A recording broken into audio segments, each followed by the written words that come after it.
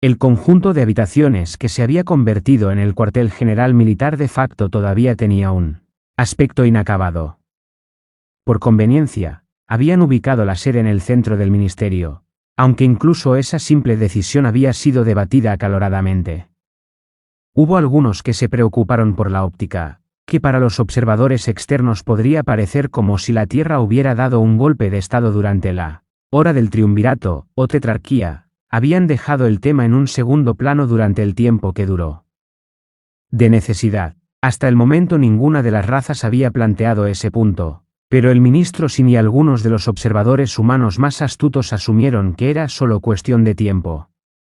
Había una pequeña pero ruidosa minoría que había sugerido hacer precisamente eso. Después de todo, ¿cómo los detendría el triunvirato? Los descontentos fueron rápidamente aplastados, pero Leandra no pudo evitar preocuparse de que la idea pudiera cobrar fuerza, especialmente si las cosas iban mal en el frente de guerra. Se había propuesto mantenerse al tanto de cualquier novedad y ofrecer un punto de vista político cuando fuera necesario. Aparte de eso, hizo todo lo posible para mantenerse fuera del camino de los profesionales y dejarles manejar el negocio de dirigir la guerra.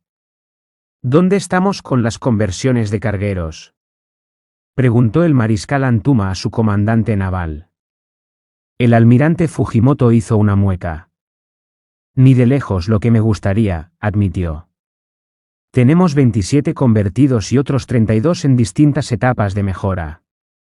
En el lado positivo, los muelles espaciales están avanzando, por lo que esas cifras deberían aumentar en las próximas semanas. ¿Y el lado negativo de la ecuación?, preguntó Antuma. Producción de armas, suspiró Fujimoto. La mayoría de los fabricantes simplemente no son capaces de satisfacer nuestras necesidades. Los diseñaron para el consumo interno, y reequiparlos para nuestros propósitos sería una enorme pérdida de tiempo.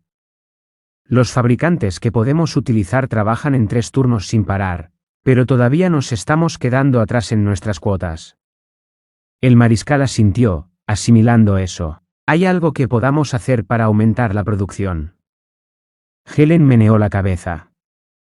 He hecho cálculos hasta que me he puesto azul y sigo obteniendo las mismas respuestas. Cualquier personal o recurso que saque de la fabricación y lo transfiera a la construcción de nuevos fabricantes nos dará una mayor producción, suficiente para cumplir con nuestra cuota, en 8 a 10 meses. Para entonces la guerra probablemente habrá terminado, dijo Antuma, de una forma u otra. Exactamente, estuvo de acuerdo Fujimoto. Si me lo ordenas, puedo robarle a Peter para pagarle a Paul, pero te desaconsejaría hacerlo. Si solo estuviéramos hablando de armas para los cargueros, podría arriesgarme, pero todavía tenemos que construir los cometas, y lo que hemos planeado para los Ronin. El mariscal Antuma se reclinó en su silla, cruzó los brazos detrás de la cabeza y miró hacia el techo.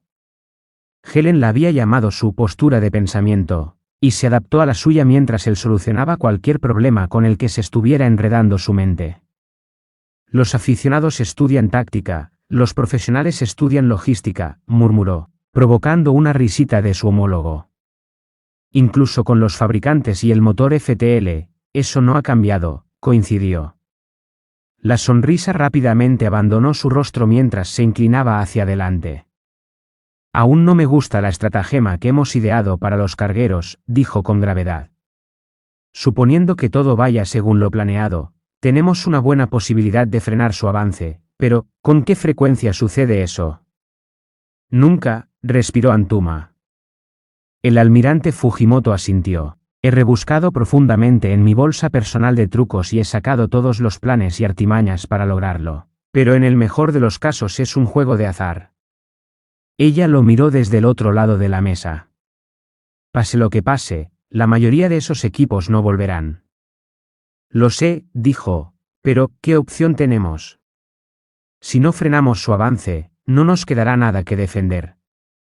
Helen lo digirió durante varios momentos, aunque no era nada que no supiera ella. Necesitamos más información, dijo finalmente. He estado estudiando detenidamente las imágenes que obtuvimos de Baifarer, pero no nos dicen mucho. Sus barcos no enfrentaron ninguna resistencia, por lo que no sabemos nada sobre qué tan bien resistirían a alguien que esté dispuesto a luchar. Pero sus formaciones son sólidas, con una cobertura decente entre barcos. Eso me dice que saben lo que están haciendo. Quasi simplemente se encogió de hombros.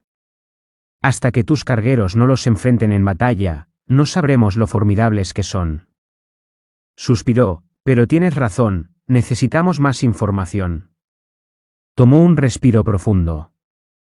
Necesitamos a alguien sobre el terreno. El almirante dio un silbido bajo. Va a ser muy difícil colocar un equipo delante de sus narices. Tendrá que ser puramente humano, ¿te das cuenta?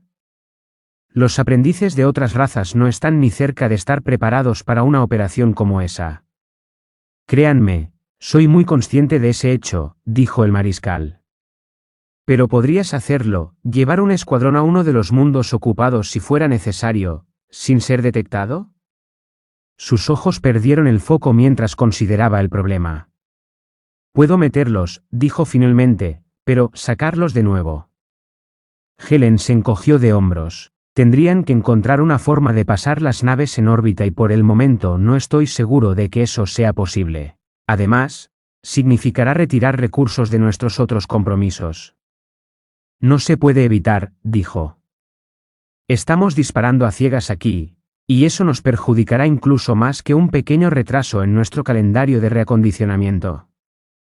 Es probable que haya muchos deslices, pero entiendo lo que quieres decir. Ella ladeó la cabeza, mirándolo. ¿Tienes a alguien en mente? Unos pocos, admitió. Lo he estado considerando por un tiempo y he estado analizando quiénes tenemos con las habilidades adecuadas. Encontraré los cuerpos, le aseguró. Asegúrate de decirles que probablemente será un viaje difícil si tengo que pasar a escondidas por una flota de invasión, le advirtió. Solo desearía que tuviéramos más patrones con los que trabajar. Preferiría enviarlos antes de un asalto, que después. Con solo 2 mundos atacados, es más que un pequeño desafío intentar adivinar dónde atacarán a continuación. El mariscal empezó a responder, pero cuando empezó a hablar, un ayudante de Opipteran, que silenciosamente deslizó una tableta sobre la mesa antes de retirarse, lo interrumpió. Antuma tomó la libreta y comenzó a leer, solo para cerrar los ojos de dolor mientras la dejaba nuevamente. Haz que sean 3, siseó. Diak descendió de la nave de asalto y salió a la superficie de la última conquista de la Horda. Este planeta pertenecía a la carrera de las máquinas, lo que hacía que su arquitectura e infraestructura no fueran adecuadas para las necesidades de los Konim. Pero eso era un problema para mañana. Esta noche, ardieron. Los 2 primeros mundos habían caído como frutos demasiado maduros, y Diak sabía que este planeta no sería diferente. Las sagas de sus antepasados habían hablado de terribles batallas, pero cualquiera que hubiera sido su enemigo hace mucho tiempo, ahora eran meras sombras de lo que eran antes. Habían seguido el camino de la paz durante tanto tiempo que habían olvidado su pasado, los habían olvidado y se habían convertido en poco más que animales de presa sin sentido. Había una parte de él que lamentaba eso, porque ¿qué desafío había para un guerrero contra un enemigo que no podía luchar? Contra cualquier otra especie, habría mostrado misericordia. Tomó su rendición como algo natural y los trató con el respeto debido a un adversario caído. Pero sus antepasados exigieron lo contrario, sus espíritus clamaban venganza, y hasta que todos los mundos del enemigo estuvieran destrozados y devastados a sus pies, no dormirían. Habían esperado muchos años hasta este día y él no les negaría su venganza. Las carcasas rotas y destrozadas de las mentes mecánicas yacían esparcidas por todas partes, mientras caminaba solo por la extraña ciudad alienígena. Al igual que sus blandos y carnosos aliados, las máquinas habían intentado huir y esconderse, pero no había ningún lugar al que pudieran ir que los Konim no descubrieran, tarde o temprano. No compensaba la falta de lucha, pero entretendría a la Horda durante un tiempo, mientras los rastreaban hasta sus madrigueras y los sacaban de sus madrigueras. Encontrarían usos para aquellos a los que permitieran vivir, si se pudiera llamar viva a una máquina. Habían tomado prisioneros de otros mundos, e incluso si esas patéticas criaturas no pudieran luchar, Aún podrían servir a los Konin de otras maneras. Podían ocuparse de sus fábricas, cultivar sus granjas y servir en sus hogares. Incluso los más pobres de la horda podrían tener su parte para elegir, aunque eso le preocupaba. ¿Qué pasaría entonces con la gente? La estrella flamígera les había mostrado el error de sus caminos una vez antes, devolviéndolos al camino de la guerra hace tanto tiempo. Ahora constituía la pieza central del estandarte de la horda, pero una vez que hubieran saciado su sed de venganza, ¿recordarían todavía la lección que les había enseñado?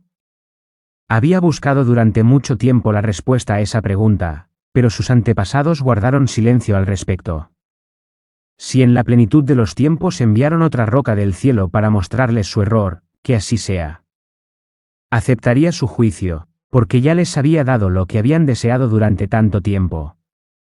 Las llamas ardían más alto en la comunidad destrozada. El humo llenaba sus fosas nasales incluso cuando vio una máquina que intentaba huir. Albergaba su mente en algún artilugio con ruedas, una especie de vehículo de reparto, e incluso antes de que pudiera hacer un pensamiento consciente, ya tenía el arma en las manos, ladrando mientras disparaba. El primer disparo parecía no haber causado daño, pero el segundo y el tercero sí. Un grito chirriante surgió de la criatura máquina, el sonido del metal siendo destrozado por una hoja de sierra cuando se detuvo. Sus luces se atenuaron antes de apagarse para siempre. Diak escuchó gritar a uno de sus oficiales: «Hemos encontrado algo». Diak enfundó su arma y se volvió hacia el sonido, viendo un escuadrón avanzando hacia él, llevando algo en una camilla. Cuando se acercaron, reconoció la esfera de metal pulido que llevaban, el cerebro de uno de los tipos de máquinas. El escuadrón se detuvo ante él, mientras el oficial se golpeaba el pecho con los puños cerrados a modo de saludo. «Habla», ordenó, mientras el oficial inclinaba la cabeza. «Durante el saqueo descubrí esta criatura», respondió señalando la esfera. «Tenía el cuerpo de un caminante de 4 patas y pensé en divertirme un poco con la bestia. Le arranqué las extremidades, dejando solo muñones, y nos reímos mientras intentaba escapar». Una mueca apareció en su rostro mientras miraba con desprecio la máquina. «¿Y esto me interesa cómo?», preguntó Diak. «Pronto nos aburrimos del juego», espetó el oficial. «Me estaba preparando para despacharlo cuando suplicó por su vida». Los rasgos de Diak se oscurecieron. «Como todos ellos», gruñó. «Si hay algo que destacar aquí, le sugiero que lo encuentre». Estaba perdiendo rápidamente la paciencia con este guerrero. «Perdóname», Diak respondió. «Hablaré claramente». Como me suplicó, afirmó que tenía información de gran interés para nosotros. Al principio supuse que era una artimaña, un intento desesperado por sobrevivir, pero luego habló de algo que me detuvo. En efecto. Quizás, después de todo, había algo que aprender aquí. Se volvió hacia la esfera. «Habla, máquina». Una pequeña voz metálica vino del orbe. «Si te lo digo, me permitirás continuar mi existencia», susurró. «Puedo mostrarte lo que sucederá si no me lo cuentas», gruñó Diak. Sacó su arma una vez más y la presionó contra el metal brillante. «Elige, máquina. Estás en peligro». La máquina huyó, tratando de evitar su inminente perdición. «Incluso ahora, se están reuniendo fuerzas para luchar contra ti». Diak echó hacia atrás la cabeza y se rió. «Déjalos venir. Supondrán una amenaza tan pequeña como la tuya». «No lo entiendes», gimió la máquina. «Los que vienen por ti, no son del triunvirato. Los humanos son una especie primitiva, pero belicosos y peligrosos». El Diak se quedó helado, mirando la esfera. Lentamente, devolvió su arma a su funda. «Cuéntame más sobre estos humanos», ordenó Diak.